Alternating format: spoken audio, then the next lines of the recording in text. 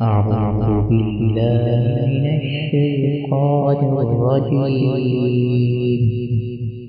بسم الله الرحمن الرحيم.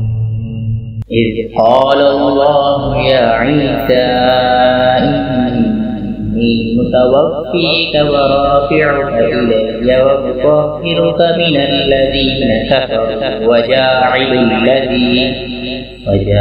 الذين اتبعوك فوق الذين كفروا إلى يوم القيامة ثم إلي مرجعكم فأحكم بينكم فيما كنتم فيه تختلفون.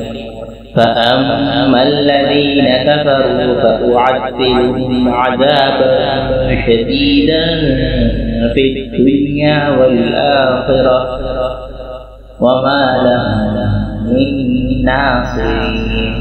وأما الذين آمنوا وعملوا الصالحات فيوفيهم أجورهم والله لا يحب الظالمين.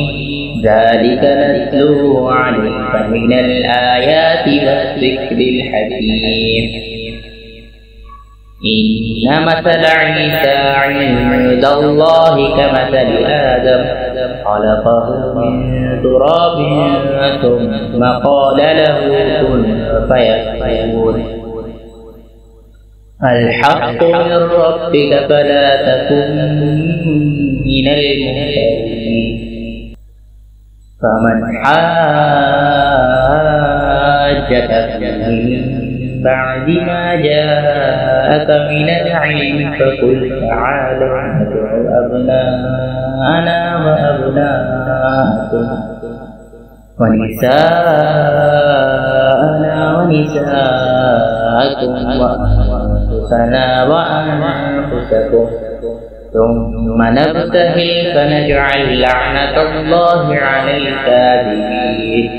إن هذا لهو القصص الحق وما من إله إلا الله وإن الله لهو العزيز الحكيم. فإن تولوا فإن الله عليم بالمفسدين.